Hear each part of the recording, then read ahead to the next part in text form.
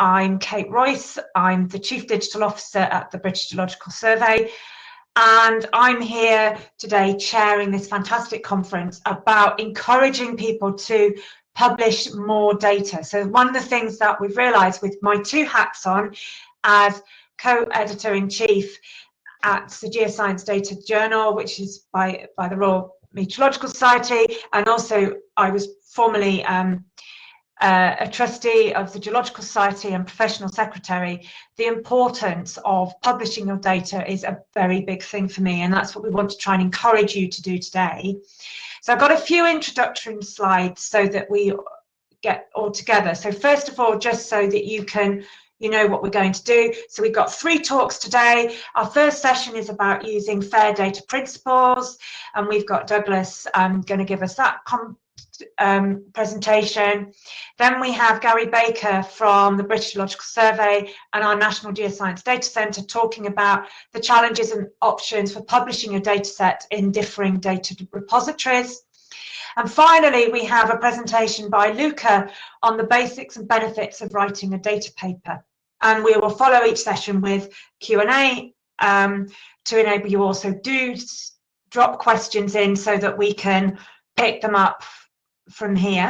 So what I would like to do now is introduce you to our first speaker, which is Douglas Schuster, who will be talking about using fair data principles to accelerate scientific discovery in the ocean and atmospheric sciences. So over to Douglas. All right, thank you for the introduction. And I'd like to thank the webinar organizers for including me in today's discussion. I'm Doug Schuster. I'm from the National Center for Atmospheric Research in the United States. It's located in Boulder, Colorado. And today I'm presenting to you from Denver, Colorado. And I'll be providing an overview of how we use fair data principles to accelerate science discovery in the ocean and atmospheric sciences and in general as well. So for today's talk, we'll go into a little background on what fair data is for those who aren't familiar. And then we'll look into why we care about fair data in a variety of areas, including fulfilling various policies, getting credit for your research, and finally, accelerating scientific discovery. So there's a lot of components that the FAIR principles support. So how did FAIR come about? Well, there was some research done back in the mid-2010s that looked at some of the challenges with data use in the research community. This study was performed by the Belmont Forum. And as you can see here, the top 4 issues in this study, in the respondents' questions, accounted for 73% of the respondents, and they included data complexity, lack of data standards and exchange standards, finding really what you need to support your research, and then finally, data management and storage. So this is one study out of others as well. And from there, it was determined that there really was an urgent need to improve the infrastructure supporting the reuse of scholarly data that's really used to support findings in published articles. So at this point, I was gonna have a survey posted for the attendees, really to ask you how familiar you are with FAIR principles. And some of the choices that are available are, I am familiar with FAIR principles. I have previously heard of FAIR principles, but I am not familiar with them. And I have never heard of the FAIR principles before now. So I'll give you a minute to take a quick look at this and respond, and then I'll move forward.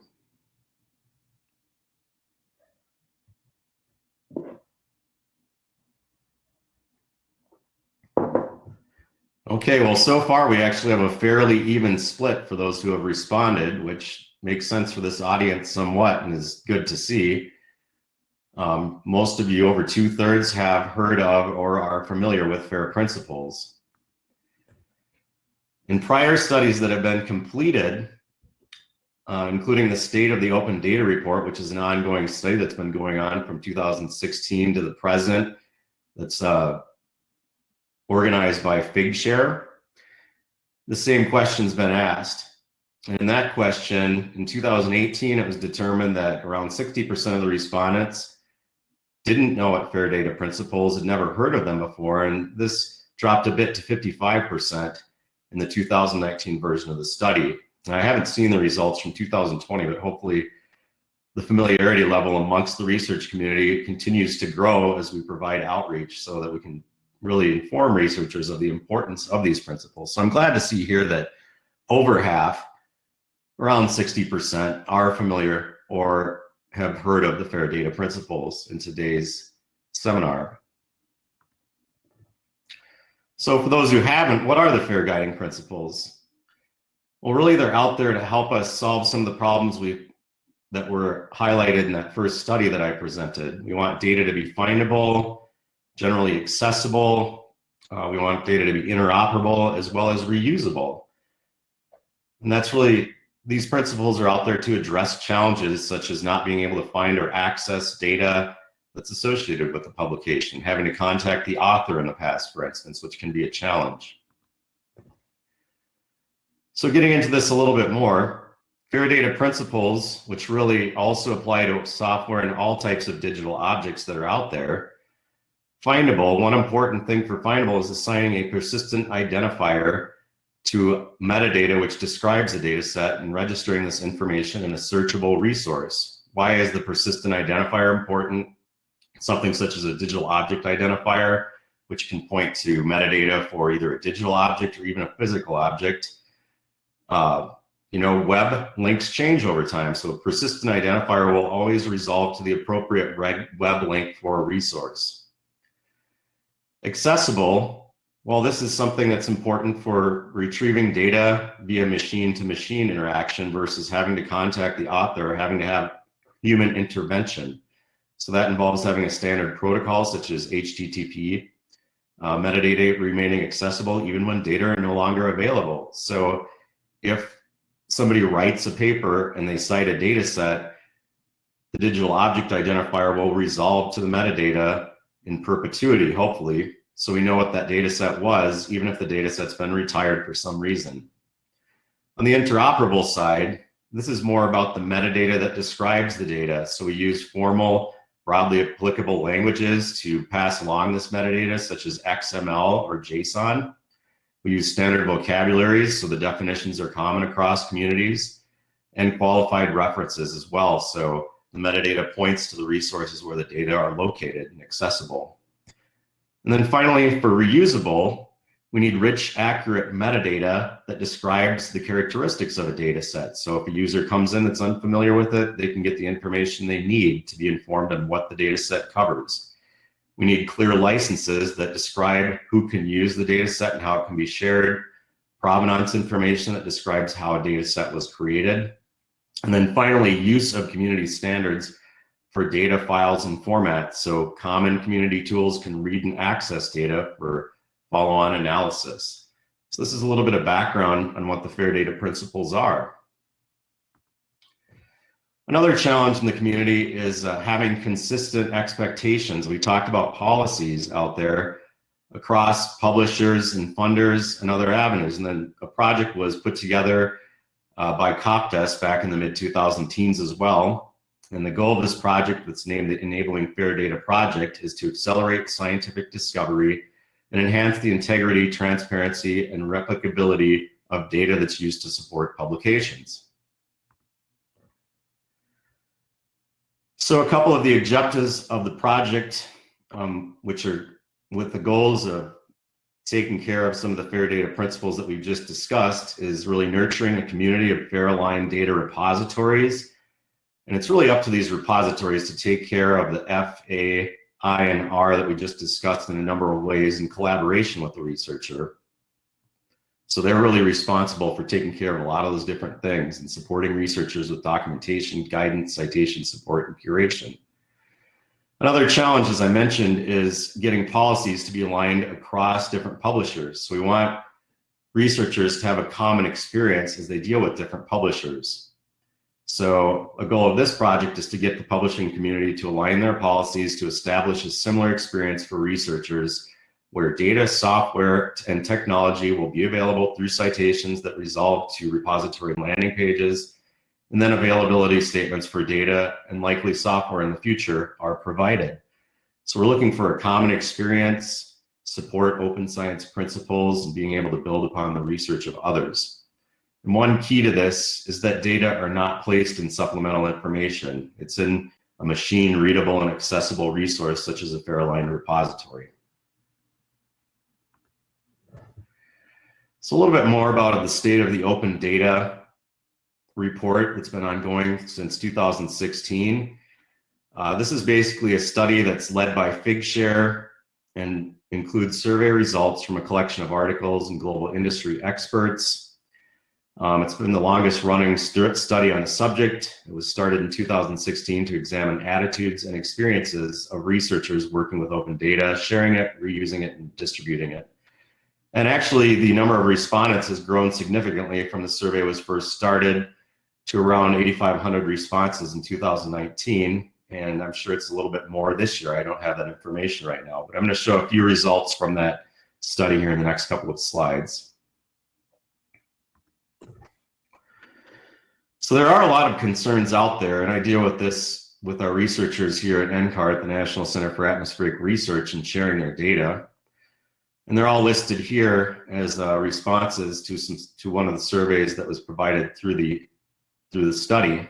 One of the large ones is concerns about misuse of data. Will the data that I create properly be used by the general community? I know how to use it exactly, and I don't want others to misuse it or use it for purposes other than what I intend.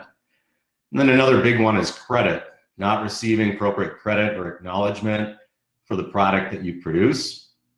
Do you have the rights to share?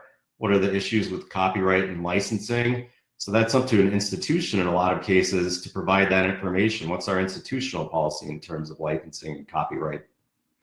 And then finally, the cost. So it does take quite a bit of effort and energy as well as money to preserve data, basically get it ready for reuse amongst the community, and then preserve it for an extended period of time. So cost can be a concern. And that's also a big concern in the modeling community where very large data volumes are produced. So how do we address some of these concerns? So in this survey, there are some ideas out there on how we could address some of these concerns in the fair data community. So increased impact and visibility of my research is the number one really carrot we'll look at here in terms of getting researchers to deposit their data in a fair-aligned repository. Public benefit's another big one. We're altruistic in general, I'd say, and we want to, improve society with our research in general. How can we do that? Once again, getting proper credit is a big one. Then we have a few sticks in terms of journal and publisher requirements, funders requirements, and institutional and organizational requirements. And final carrot on here is transparency and reuse. So there's a number of areas that we can look at in terms of getting people to deposit their data and support open science by giving them the resources to do so. So I'll go over a few of these areas in the next few slides. So why do we care about fair data? Well, there are a lot of evolving funders and publisher open access data policies out there now that we have to meet in order to satisfy funding requirements and really to publish a paper. And this is broad in terms of all the different sponsors that are out there as well as the publishing community. And some of the requirements can differ a bit. And we'll go into some examples in the next couple of slides, but really that's, once again, I want to restate the goal of the Enabling Fair Data Project is to bring these communities together and come along with consistent policies across the communities. So here's an example from the American Geophysical Union in terms of their open access data policies, the links provided there.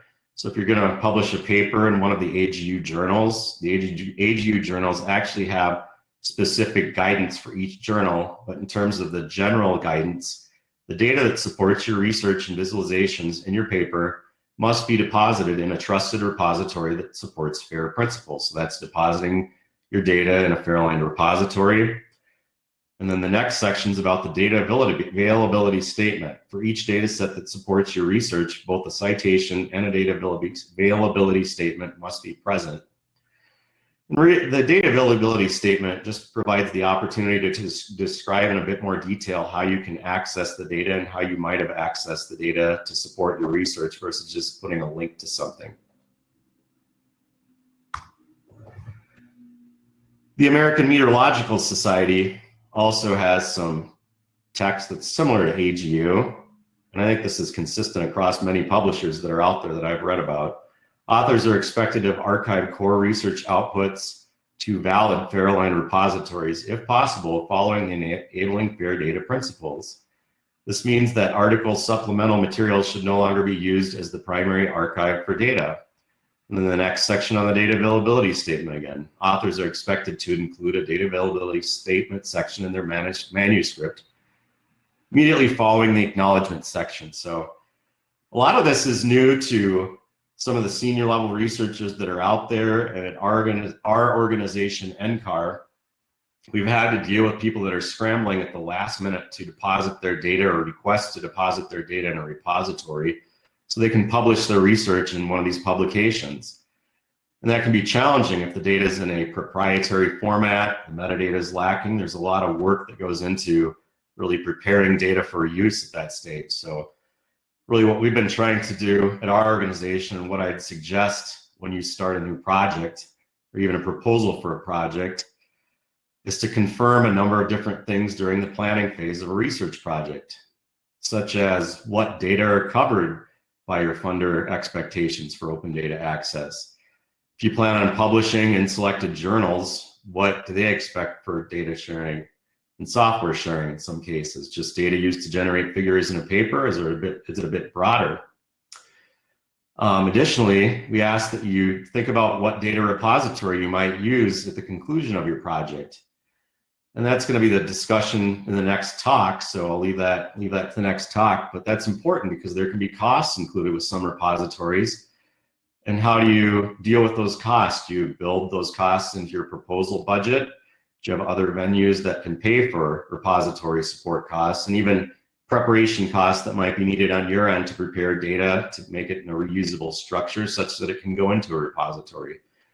So it's much more cost effective in general if you can do this at the beginning of a project, plan your workflow such that data are produced in such a way that they're ready to go into a repository and the metadata is readily available to be published in a repository versus having to re-engineer and do all that work at the back end of your project.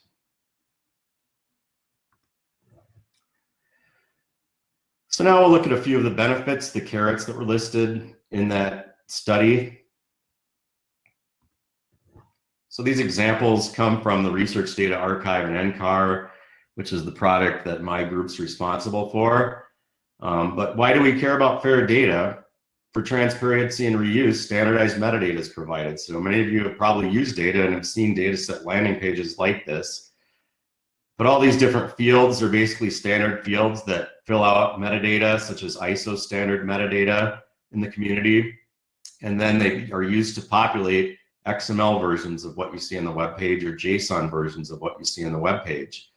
So then they use common vocabulary such as the GCMD vocabulary in the Earth and Atmospheric Sciences. So that supports transparency and reuse, because if metadata is common across different repositories and you have this descriptive information, you can be informed about what the contents of a data set cover and what research it's related to.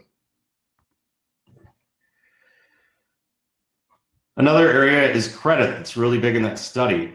So benefits of using a Fairline repository, you have data citation templates provided. So you have how to cite this data set widget on most providers.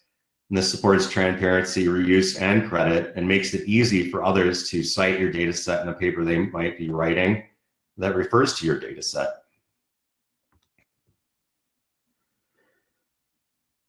Getting credit's the topic of this page as well. There's a large infrastructure out there that works with the publishing community to get publishers to post information about data sets they cite. And in this case, you can see we have a list of data sets that are cited, or a list of publications that cite a data set here. So that can really go towards building up your metrics as a researcher, which could lead to things such as promotions. And then finally, access. If you're interested how your data is being accessed, who's accessing it, and how many are accessing it. You can have a look at it through some of these metrics. That's all taken care of by a repository. So to summarize it briefly, why do you use a repository? Funder and journal access requirements are satisfied. Repository provides data access services. You don't have to do that on your end. The data is maintained for a long period of time once your project's done. And then you get credit for the citations and other metrics that you generate in terms of access and reuse of your data.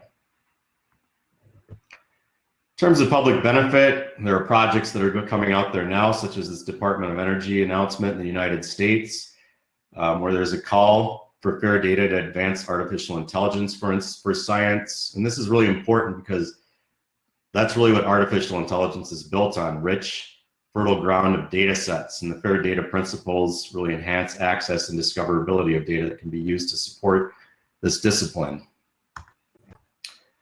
Another area is communities of practice, such as the Pan-Geo community. So this is a group that brings together various Python tools in many cases to support research on very large data sets that can be located in the cloud.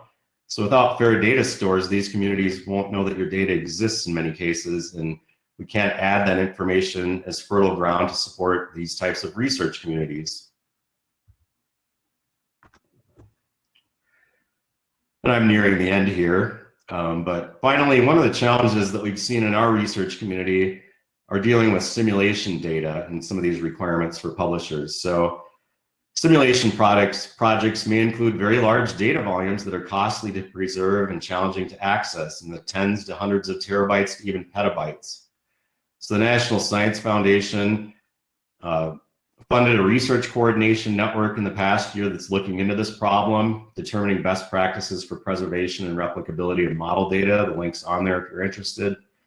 There's been a couple of workshops this year for this project that have looked at this question, and we're basically developing a rubric that will help inform researchers what they need to preserve to meet publisher and funder requirements, especially from simulation experiments. And the initial finding in this project is that research that is primarily oriented towards knowledge production, which is basically generating a research paper from their simulation experiment, should preserve minimal model output in repositories, and instead preserve and make the simulation workflow components, which is the software available according to FAIR principles, to support replicability of that project. So that's a bit of a change, and we're going to continue to provide outreach to the publishing community as well as the funding community and engage researchers to see how we can continue to build upon the work that's been done here. So if you're interested, go ahead and contact me or take a look at that website. So that concludes my talk. I just wanted to emphasize again the takeaways. There's a lot of reasons that you should be interested in the FAIR principles and depositing your data in a Fairline repository, such as get credit, connect with possible collaborators, improve reproducibility and replicability practices, generally build trust in science, and finally comply with the various mandates that are out there. So thanks for your time, and hopefully there's a few questions. I think you're muted. That was a fantastic talk, and you are right, there's lots of questions in the chat, so I will to help you, I'll just praise through them. So the first question came in from Stephen, who is looking at, well, really looking for some advice around environmental data that is generated through citizen science initiatives, and in his case he's looking at microclimatological monitoring in mountainous areas. And his question is, what publication strategies do you recommend for such extra institutional initiatives for better visibility? To put it differently, what is not published does not exist. So how do we deal with citizen science data? Yeah, and that is a bit of a challenge, because in some areas it's not necessarily as vetted as the research community data. But I think that if you can highlight those projects and work with your institution, if it's an institution that might be leading that, such as at NCAR, we have the GLOBE project, which is a project where elementary and high schools have weather observation stations throughout the United States and throughout the globe that provide basically what I would call citizen science research. I'd say that's the best venue, but it is a bit of a challenge because in some cases it's not as quality controlled. But in terms of publications for doing that, I might defer to the publishing community that has a bit more knowledge on that. So yeah, another question, this one is from Meredith. Her question is around, oh, it's moved, the screen has moved, hang on, I can move it back up, right.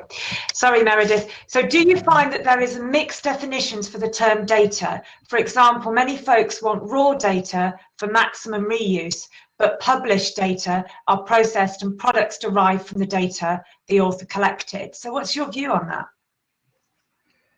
So there is a big difference, and typically in terms of what we're dealing with and what I'm talking about for these Fairline repositories would be the published version of the data and the processed version of the data versus the raw data. The raw data, in a lot of cases, it depends what you're talking about for raw data, but there's a lot of institutional and international resources such as NASA, NOAA, and those types of places that generate lots of data from their instruments and models. And that's what I consider raw data in a lot of cases. You could be on a smaller study where you are doing a field project, for instance, and you have raw data. But I think the importance is that the raw data is preserved somewhere, but it might not necessarily be accessible in one of these repositories or be your responsibility, because that can be very large volumes. What is important is really what I talked about in the slide prior to this. Preserve and make the workflow components available according to FAIR principles. So if you do derive data from raw data, processed data, you want to make sure that you have those workflow components available. And if you can do it, preserve the raw data in a repository and make it accessible as well. But what we found are the workflow components that describe your logic really within the software itself for coming up with the processed outputs just as important as the data itself. Thank you. So I think we've probably got time for one more question. There is a question on the repository, which I'm going to save for Garry's talk when he comes up, because we'll be talking about repositories then. So there is one from Navid here. How should we value our data when we want to consider publishing it? And he talks here about valuable data sets only being totally newly produced data, or do you consider a halfway data product as valuable? So what's your view, Doug? I think you just have to look at what you're going to publish and really what's important for that publication. There are a lot of steps to producing data and what's valued. I don't think that necessarily only new data is valued, but data that is derived from other data sets that has value added to it can be of great value to the community for others to build upon. So, but you have to really be careful in terms of what you do want to publish and what is valued, because there are a lot of steps in these projects, typically with intermediate steps for data, and it can become burdensome and costly, honestly, if you want to preserve everything. You have to pick and choose what you think is of value to preserve and what's connected to your research, what you think will be of most importance to your community to build upon, to help them build upon your research and really grow knowledge. Thank you ever so much, Doug. So we're going to our next speaker now. This is Garry Baker from the British Geological Survey, and he is going to talk about challenges and options for publishing your data set and the differing data repositories. So I'm going to hand over now to Garry Baker. Hello. Thank you. Camera on. So I'm here to talk about the challenges and options of publishing data and differing data repositories. So I'll press on. So why publish your data? So I think working back from Doug's presentation, data is now seen as an output in its own right, alongside the paper and research. And to touch on a question that we got from the candidates there participating, you also need to consider what you think is a definition of data. And I completely agree that there are many definitions of data. And increasingly, you'll find that funders these days are considering software, they're considering code models to be data outputs in their own right, alongside of what we traditionally have called raw data sets. The other thing I would highlight is that data and value, the value ascribed to it has never been so highly respected or valued. You know, inside all of our funders' data policies and expectations, these are fundamentally valued these days, and it's led to a lot of different press that's come out in recent years. So, you know, the world's most valuable resource is now considered not to be oil but data, and that started from The Economist in 2017 and has been reused on numerous occasions in the later years.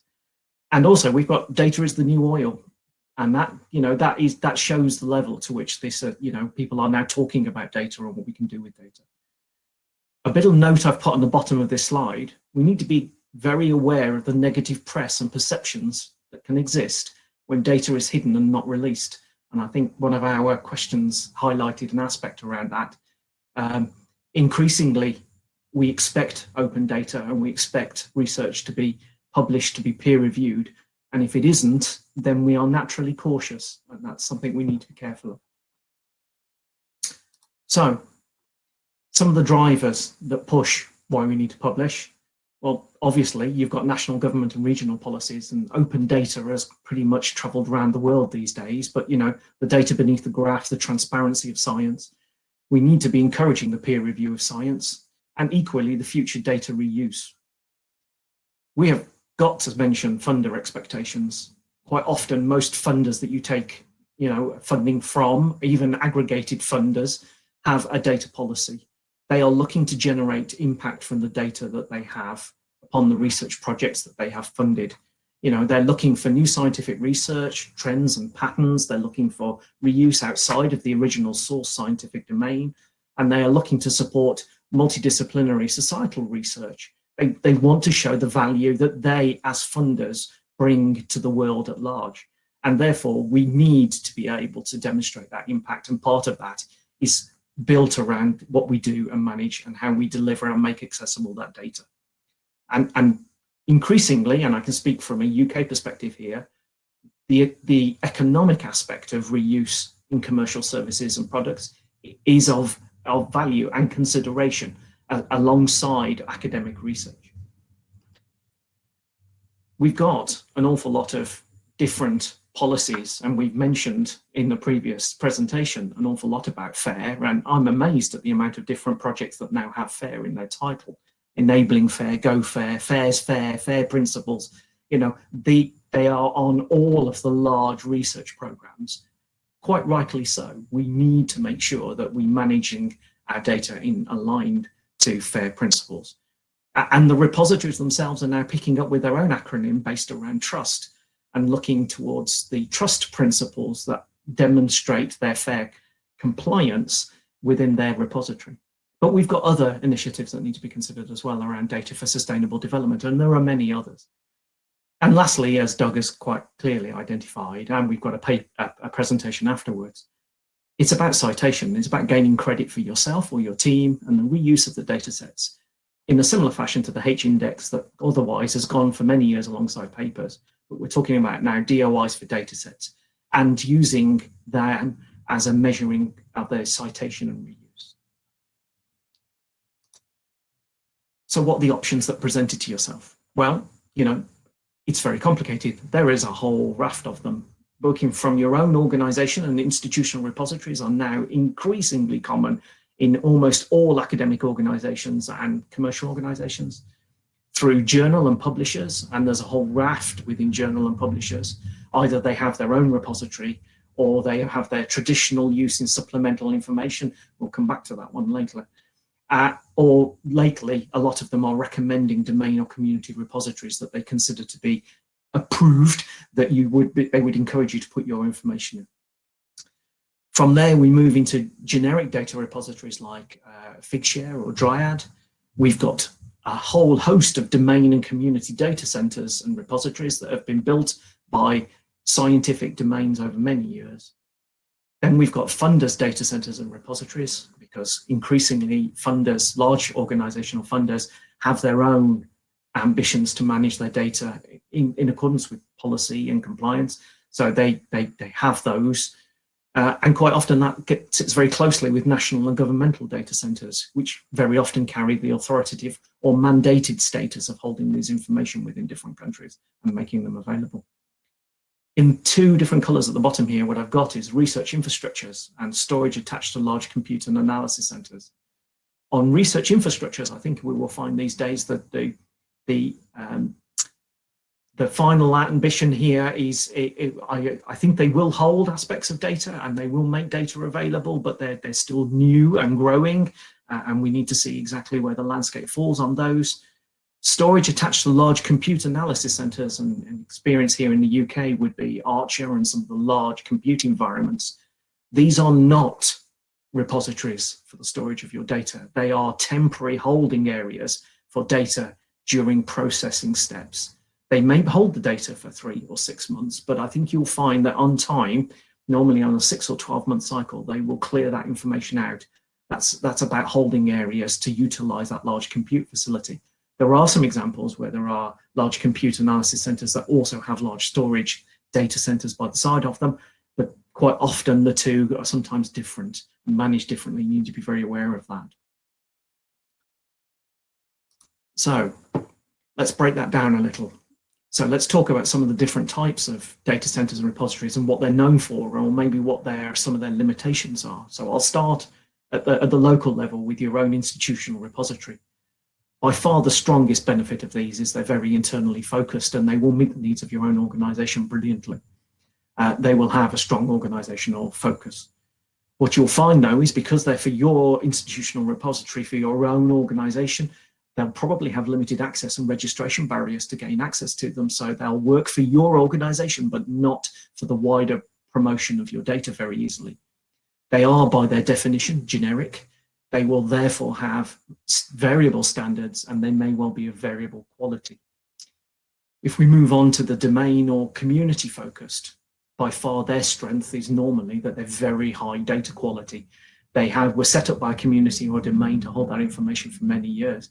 And therefore the premise of holding that information is the quality of the information. They're very domain specific therefore, so the minute you step outside of a domain boundary, they're going to have limited use to you. They're quite often getting on a little bit now, though I know some are doing some really great work in enhancing their service and provision. So some of them have access challenges because there are still some registration based around protecting their domain, and that's increasingly being wiped away these days. And quite often they are the original standards compliant repositories, and therefore a very useful step and a useful place to hold information. If we talk about the generic, non-specific domains, these are the dryads and fig shares of this world. They are very open access, generic because they deal with a large variety of different domains. They are built on standards, but they're not always applied because they have to have the flexibility to hold a wide range of information, and they're lacking that high quality data management because they are, in essence, much more of a generic solution rather than a high quality domain solution. So you need to be aware of that. And of long-term sustainability, as long as the business model continues to hold up and exist, then they will be there and they will be useful. What they really bring is a really easy use of use and a sort of set to allow you to gain access to these. When we move to funders, well, normally if a funder is going to back a data policy and create their own data repository or data center, they normally spend a considerable amount of money and they support it in the long term. So actually, they are quite often domain specific, but very standards compliant. They do the data quality. They're built on open access, and they normally have long-term sustainability. And that leaves us with the national or government data centers or repositories, which are quite often in the UK based around agencies or authorities, very often built around the core government approaches that are being encouraged in the country. So that's around open quality. It's about open access, standards compliance, and high quality data management. So some of the challenges that we're facing around here, well, as I think we've just shown, it's a complicated landscape. More and more organizations are seeking to amass third-party data. You know, you will see in the press concepts built around data gravity and data lakes, organizations are looking to take a competitive advantage by holding and storing more information. We know data volumes are increasing, and as is data and complexity. We've got sensor networks, Internet of Things. These are building us large and complicated data sets. And we need to consider a number of different reuse scenarios for the data. It is both an evidence of your current research, and it's also there to support future reuse. So one thing we will take away from some of the challenges here is most researchers, when we survey them, search for data using Google. If they're a little more knowledgeable within their domain, they may understand that they have domain metadata and portals. And they normally find those portals using Google searches as well to locate them. And sometimes they follow links provided by research infrastructures and compute environments. But in a world where you can search via Google to find an awful lot of data, what is the appropriate data of sufficient quality that you need? And that's where we need to start talking about quality metadata, contextual information, so you can provide that with the data to allow people to reuse this information, most especially when we step outside a original source domain boundary, because somebody in a different domain is going to be very confused by yours. If it's not, they won't have that shorthand. And critically, what is my funder mandated? Quite often these days, they do mandate exactly what needs to be done with the data and where they expect it to go. And if you want to continue to receive funding from that organization, then you need to comply with those.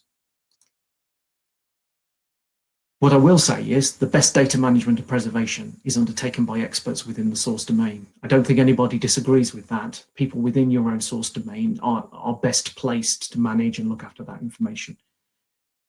We can all agree, and I think I completely agree with Doug's comment on his presentation, supplemental information within journals is not a viable solution these days.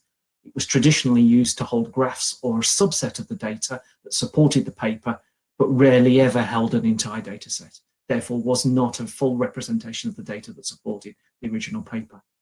It's not the same as referencing a repository and holding a full raw data set. We need to consider aspects around GDPR, IPR, terms and conditions, data licensing, and DOIs. You would expect a repository to deal with all of those aspects for you. And you want, ideally, for it to be openly available. In a perfect world, making those available through web services, APIs, and linked data.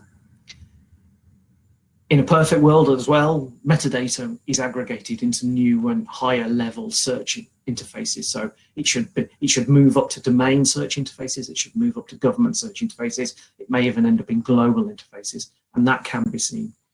And you want, ideally, some applications, portals, or tools to revisualize this information. And increasingly, bear in mind the funders are interested in multidisciplinary societal impact research. So the reuse could be well outside the original source domain. So let's look at a couple of examples here. So on the left-hand side here, the rather plain framework that underneath the word examples number 1 is from the National Computing Infrastructure within Australia, a large computing environment that actually has a large data store with it. As you can see, this is a very standardized GeoNetwork output, but it allows a person to clearly and quickly summarize and look for the information of interest, and helps promote that information when, as somebody outside the domain, if I was searching for the information. Below that, you've got the UK Data Service, and you can see here an example that I've searched for, and I've provided that access here, and it's given me the information. It's told me it's a secure access, so it is still linked with a DOI, which is clearly listed on the page. So I can see all of the metadata attached to this. I can see it's got a DOI to provide me guidance on a landing page, and I know it's secure access before I get there, but I can make some real assumptions about that data before it gets there, and it's quite clearly promoted. From my own repository, we're talking about the National Geoscience Data Centre within the British Geological Survey. You can see here we offer a data deposit portal, we have a search portal, we have data management guidance and policies that we put out for people, an area for cited data, and some applications to make it accessible. On the second page, we're now looking at a couple of the Find Open Data and the Borehole Geological Database is one example of a data set that can be found with the UK government's open data portal. And a perfect example of a good repository is that the metadata that they are presenting has been aggregated and found within a national search portal to try and enhance and magnify your exposure of your data so it can be seen and found by multiple routes. If we're talking about a domain, well then all environmental data in the UK falls under the scope predominantly of DEFRA, the Department for Environment, of Fisheries and Rural Affairs, and they hold all of this information, and they have a data portal to provide access to it, aggregated via a number of source data repositories who provide services to that platform. My final slide for some examples here. We've got a large data archive from CEDA, the Centre for Environmental Data Archive at Oxford, who provide compute and a large storage environment for a huge range of data sets, predominantly atmospheric. And again, you can see a very clear catalogue search here where we can talk about open access, quick links to download, critically more information, contextual information about how you will use that information. On the opposite side of the page, we've got a centre from the UK Centre for Ecology and Hydrology, and a terrestrial habitat example where they're giving you the spatial location of that information, and clearly up front the DOI that explains the landing page so you can cite and reuse that information. And again, a European example here at the bottom on the European Data Portal about European Data Portal doesn't hold its own data, but it aggregates all of this information, and it's creating leverage for you to be able to critically show within Europe and quickly search for all of these information, and it's been aggregated from many multiple countries. So, some suggestions for you. You've done your research, you've done your work, you've created quality metadata, you've got contextual information in there to help people reuse it, probably because in some way you have some concerns about it being misused or inappropriately reused. You've made assumptions and exclusions on your data set, and you've done all of that complying with standards and units, and hopefully you've sought out some guidance on how best to structure that information. So you now need to consider what's mandated by your funder and or your journal publisher, because if they've made recommendations and suggestions, then you need to follow those. You're being driven towards that. But you want to lodge it with a quality, sustainable data center repository. We're talking about something with longevity. Sometimes it's difficult to make that assessment, but that is an important classification. You want your data to be there and found and made accessible for many years to come. As a rule, consider discipline-specific, community-recognized repositories where at all possible. Fall back to generalist as a secondary step if you can't find or identify a community or a domain repository. And look for guidance. There are many guidance places on the web where you can find this information. So, journals such as Nature and others provide and guide you towards some repositories that they consider to be recommended, have been vetted to some degree that actually meet the requirements here. Wiley pushed the RE3 data, and there is a very good catalogue of data centers that have been approved in different domains in that area there that you can follow, as is a number of lists from the Fair Sharing organization. All of these in reality can be summarized looking for certification. Data repositories that have certification very often are recommended and approved and gone through quite considerable steps to gain that certification, which is a good shorthand for giving you an idea about the quality of their management services and the delivery services that they provide that would be fair, compliant, and meet your needs.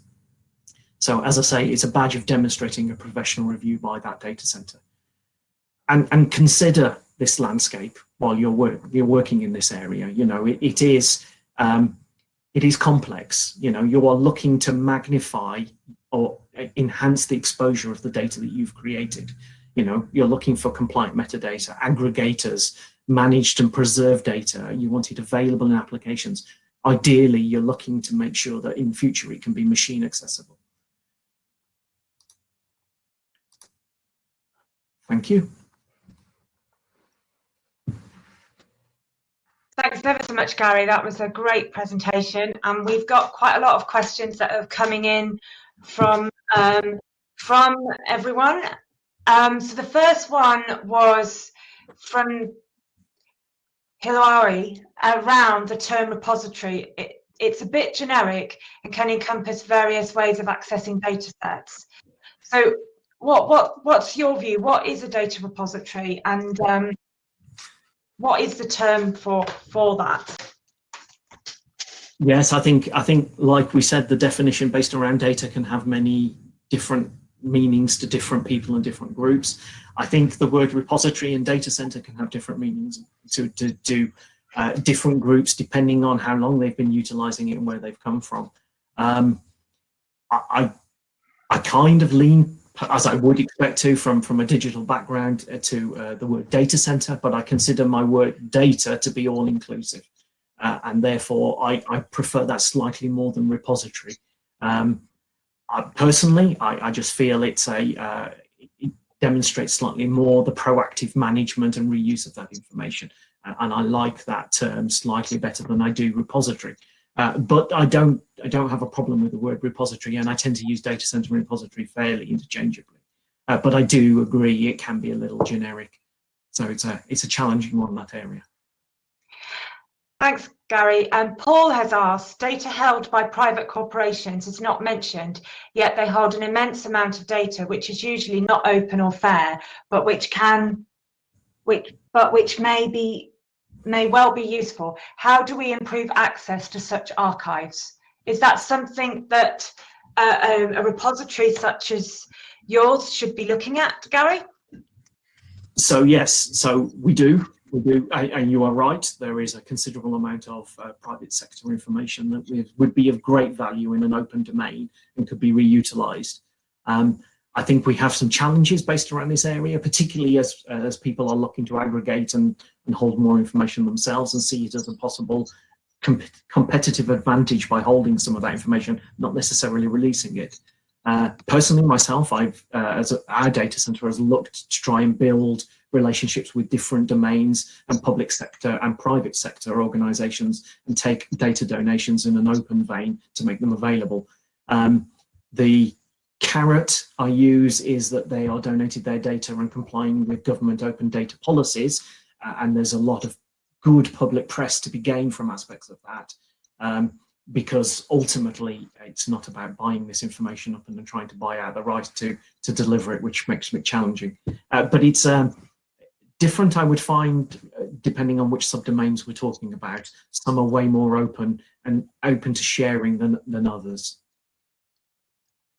Thanks, Garry. So I've got quite a long question here from Joseph. So I'll take a bit of time to read it, and you've got a bit of thinking time. Joseph is working on a machine learning paper that will compare different machine learning methods on a large set of hydrological data sets. And he's looking for pre-processed regression metrics used in previous studies.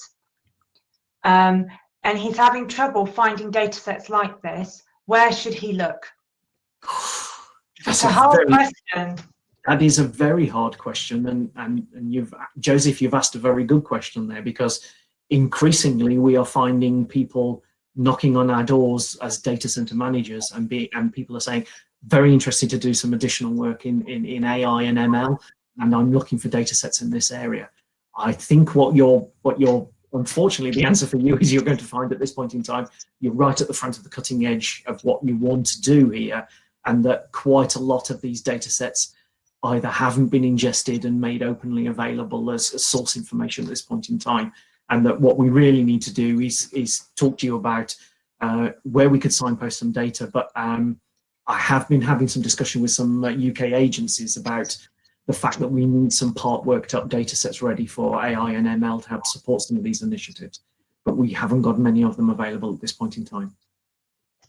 Thanks, Garry. So it looks like the last question that I've got for you: how to overcome the burden of cost as a research scholar without funding? So I presume where this is coming from is about the cost of repositorying data. So is there a cost on the researcher for doing that? And how should they tackle it? So this very much depends on where your research has come from and exactly what country you're in, and the funder that you've either hopefully been paid to do the research by. Different policies exist in different places. Some data centers and repositories have a much more of a national remit and have a certain amount of flexibility to help support and ingest data and make that openly available, even if it wasn't necessarily funded by them as an original source funder. Others are very prescriptive around that area, and that's where you sometimes need to start looking at their collections policy. Normally every data center repository will have one, and it might clearly identify where they feel it is within scope and they could have some latitude to help you there, or where it is not in scope and they probably may not have the latitude to do that. You might end up having to rely a bit more on the generalist open access repositories for some support around those areas to avoid some of the costs. Thanks very much, Gary. There is one question that I haven't answered, which I know was answered in the chat, and I'm not sure it's totally fair on Gary to answer, which was, where does the Geological Society fit into this framework as in terms of fair? If I supply a data set to support a paper in QJEH, how is this held? Is it fair? Do you want me to answer that one, Gary? Yes, feel free. So basically what we do at Geosoc is we have a fixed share repository so that we host, so you can reposit your data in there. So it is fair and it is freely available, and all authors have an option to freely share data and supplementary material for their articles via the Society dedicated portal, as I said. And if you are going to publish with the Geological Society, you will be asked to provide context on the status of any data relating to the article via a data availability statement. So that's how the Geosoc deal with that. So I just want to say thank you very much, Gary, indeed. And we shall be moving over to our final talk for this afternoon, which is by Luca on the basics and benefits of writing a data paper.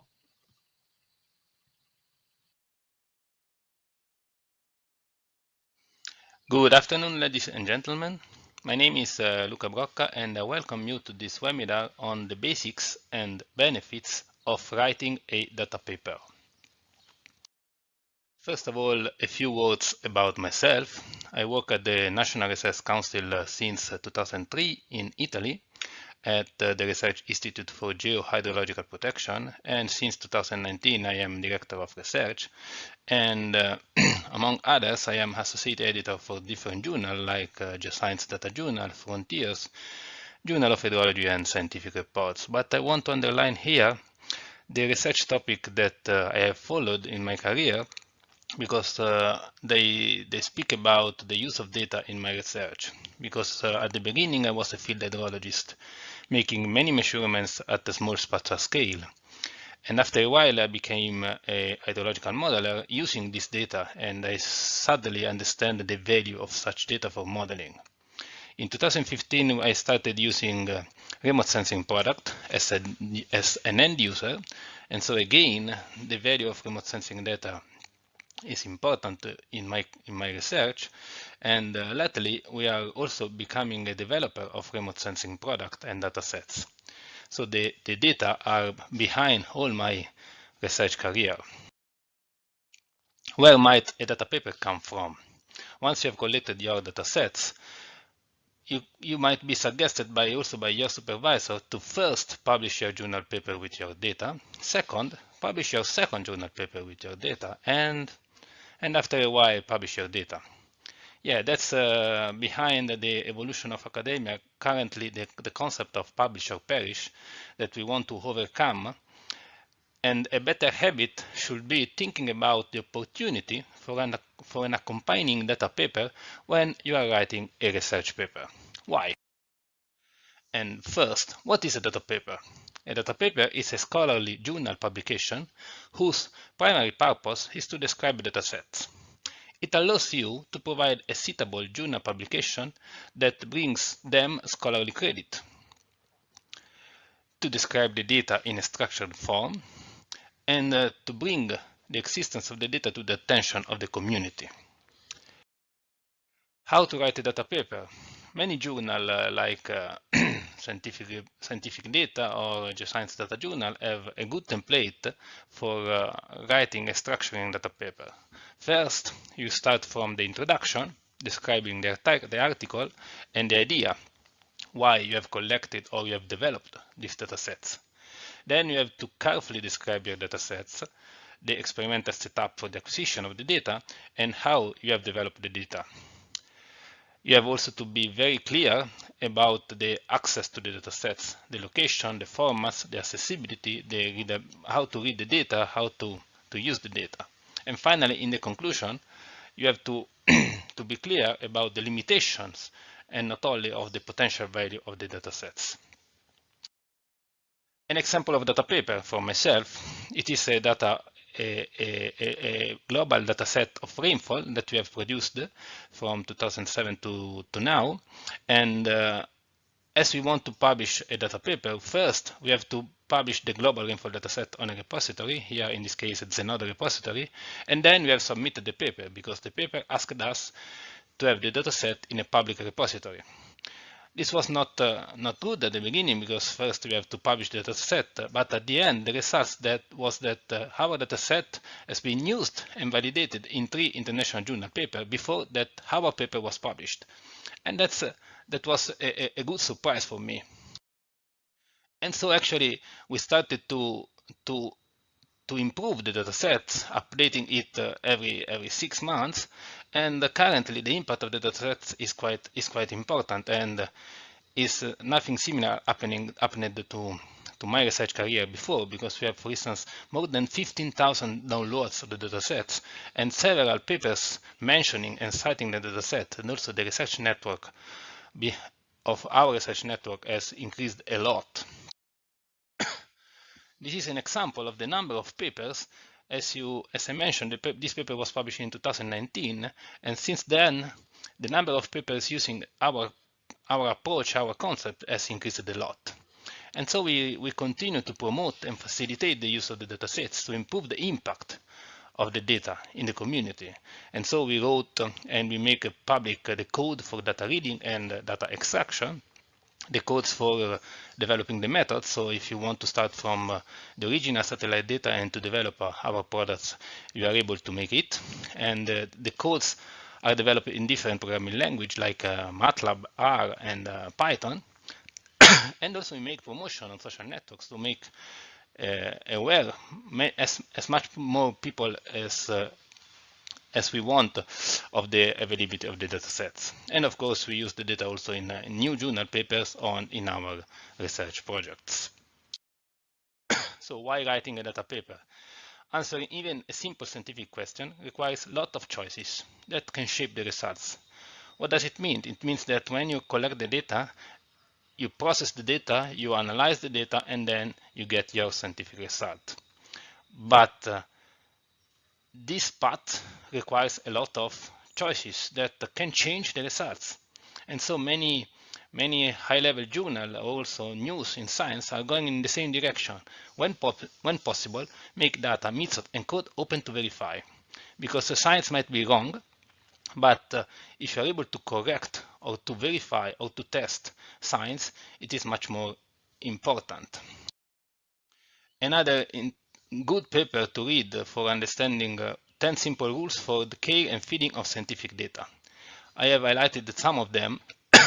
First of all, love your data, and other love it. What does it mean? It means that when you make your dataset available, of course, you have to make the data readable and usable by others, and so your dataset will be structured in a better way if you use the dataset by yourself. And when you will use the dataset after a while, after for instance 5 to 10 years, you can easily understand that this work that you have done for making the dataset structured and public is very good. And also it allows to not lose your work on collecting the data, because the dataset will be reused by others that can use and can implement new things with your data. Another important thing is publish codes for reading, for extracting the data, for analyzing the data, because sometimes when you go to collect a dataset from others, it's difficult to understand how to use the data, and having example of codes for reading and for analyzing the data is very good. And also it is important that you state clearly how you want to get credit.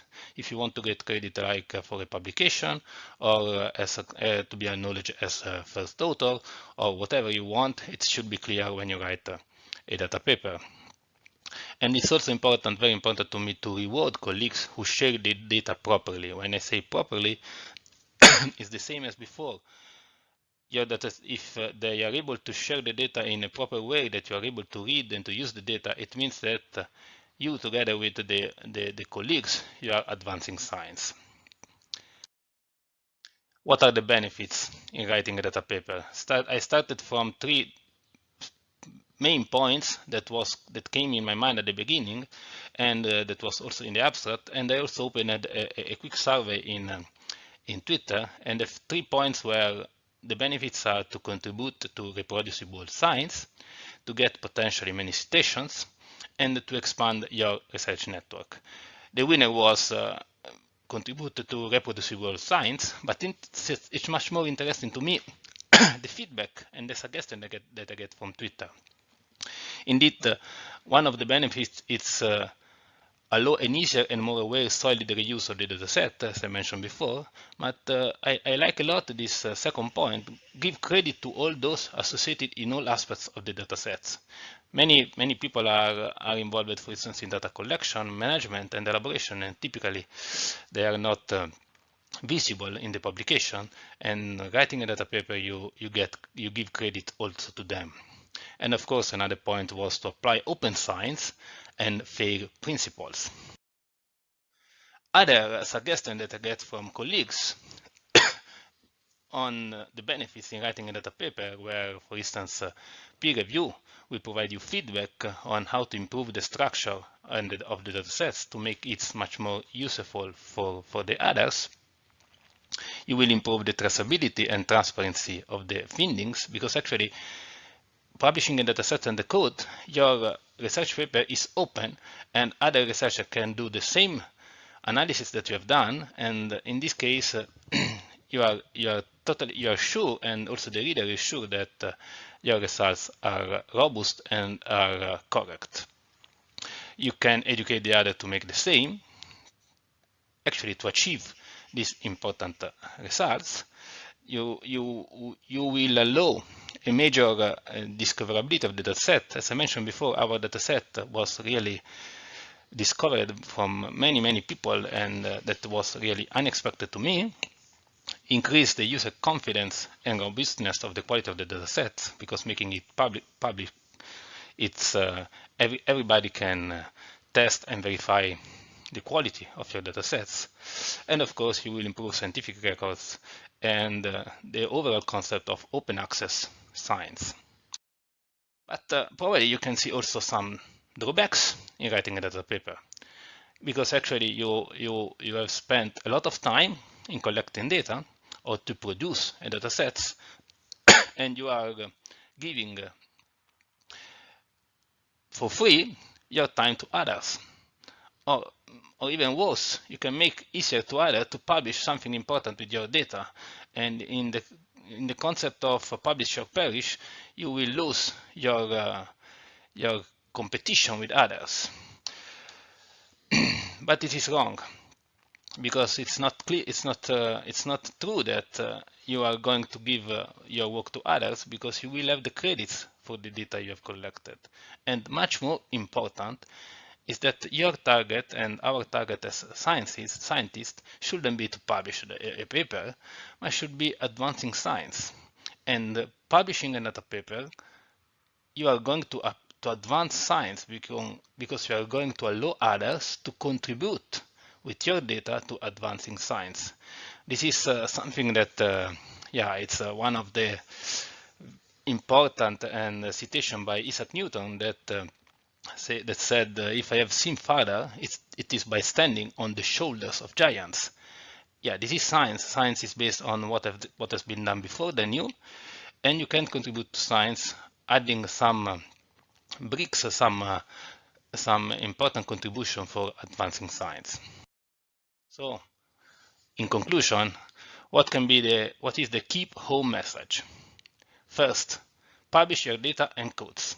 We have now several data journals that can allow you to publish your data in a very good way. Some of them can be scientific data or earth science and system and science data or Geoscience data journal. This journal provides you a good way of publishing your data in a good fashion.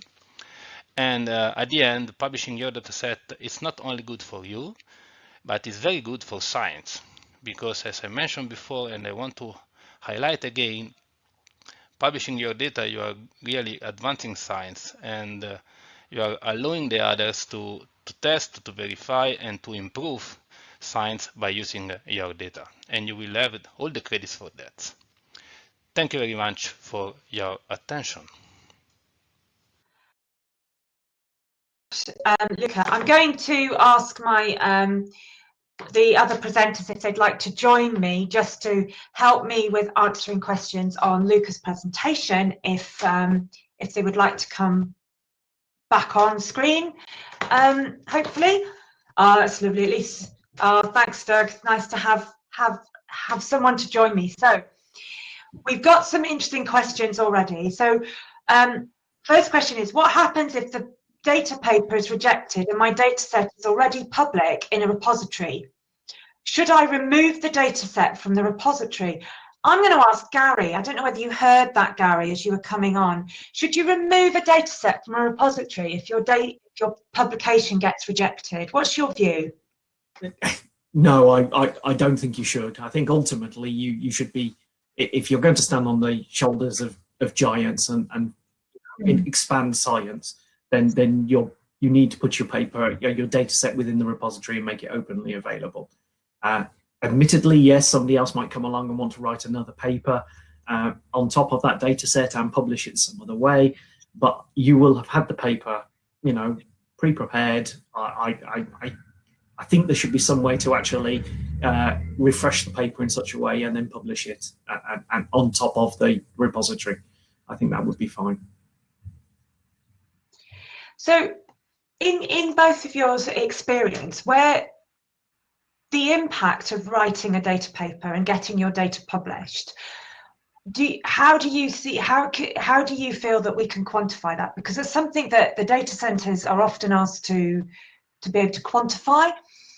And I just wanted to know, Doug and Garry, what your experience is in that respect from both your perspectives.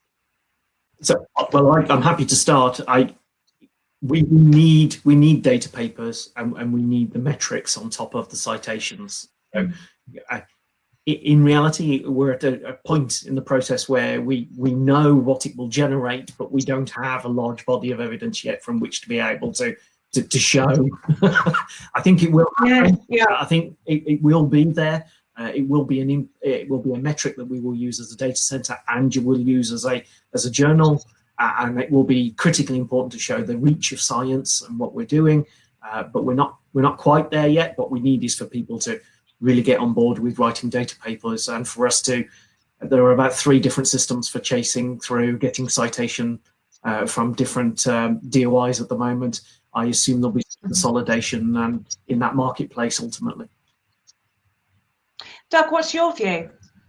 Yeah, our perspective, just even as a research institution, we're asked to justify our impact to the scientific community. So one aspect is collecting citations related to data sets, and that's been an area that's evolved recently, and that is really helpful, that really publications are pushing for authors to cite data formally at this point. And we really need participation from the publishing community as well to push that information to aggregators such as Crossref and other places so we can get an accurate view of and count of who is citing a data set and what those counts are for impact metrics.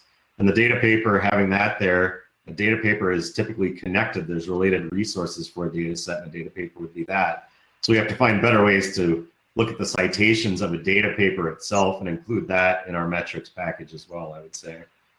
And I think I would add the British Geological Survey, where I work, we are an authoritative, what we call authoritative data providers, and we want to see people using our data and using it in models and coming up with new data. And if people are using DOIs and publishing it, we can show an impact to the people that support us and pay for us to maintain our data. So this is why I absolutely... I'm a massive exponent of it. It's interesting that fundamentally needed, isn't it? Because ultimately, open data policies and fair data policies push us to a place where it can get harder to track that impact and show that the evidence for what we've done. And it is needed. It's needed both from our end and from the end of the people who have generated that impact and work themselves. So it's an interesting question here from Michael, where he said, is there a risk that this approach will result in such a proliferation of data sets that it will end up being extremely challenging for researchers to keep up? Is some kind of rationalization needed? So that's quite interesting. You know, could we have too many data sets? Is that possible? I don't know whether Doug or Garry, you have a view on that? So from the limited research we've done so far, if you ask researchers to search on Google to find data that they want, they'll already tell you there's too much data out there. I don't think that's the answer. I think the answer is subsetting it to an appropriate set of data that meets the requirements of the research you're doing, and that is in essence a fundamental step in science and always will be. Data's not going to become smaller; it's only going to get bigger. There will be more available, and as a researcher, you will have to learn skills to allow you to pick what you need to focus the work that you need to do. To some extent, some of what we've talked about today helps you subset some of that by looking for certified repositories of high quality and sustainable who have done elements of that work for you. So you would like to believe that data or those data sets are the ones you should start with. They may not be the ones that you end up with, depending on the scientific research you're ultimately doing. Doug, would you like I'd say I think there will be a proliferation of data sets, and I don't think that's a bad thing. I think it's up to the cyber infrastructure repository community and that ecosystem to figure out better ways to assist researchers in data discovery for what's relevant to their research in terms of managing all those assets. So I think if researchers can get data in the right structure into validated systems, it should be up to those that manage those systems to really get those systems to sift through all that information and help you find what's needed. But I don't think we want to starve the systems of things that could be valuable. Oh gosh, I absolutely agree. There's a really interesting question down here from Sue. It says, would you encourage researchers to cite a data paper or DIY of a data set, or both? Well, I mean, I'll put my hand up. I'm a co-chief editor of the Geoscience Data Journal. Of course, I would say absolutely both.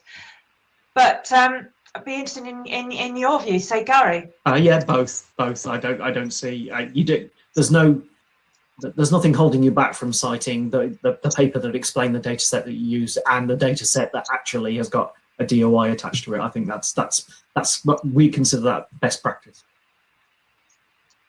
Both. Yep, totally agree. I think we both agree, don't we? And I think the other thing to say is that when you're working with public sector institutes, wherever you are in the world, we all contain, or at least the Geological Society surveys will contain lots and lots of analog data that we need to digitize. If no one's going to DOI any of our digital data, we won't get the funding or the support to be able to make more of our data digital and more of it open and accessible.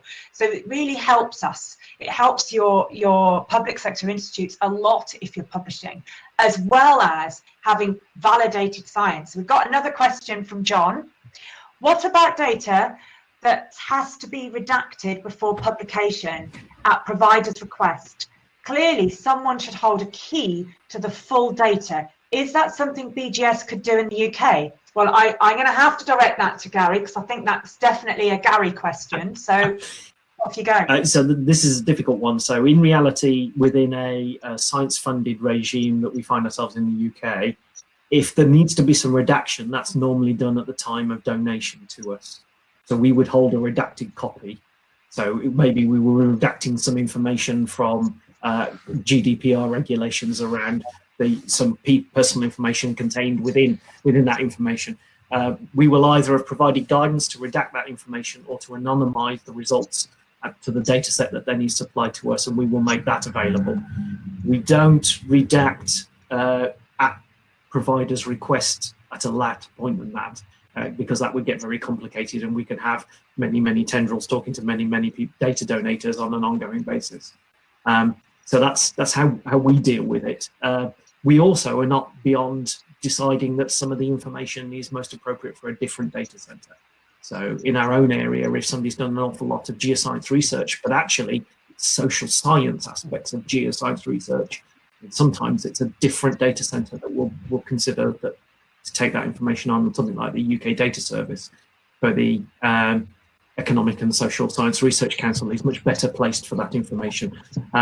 And they have slightly more steps involved in ensuring the reuse of that information goes through some kind of process to anonymize it. But you're stepping very close towards real societal health type data, and there needs to be a lot more controls on accessing that kind of information.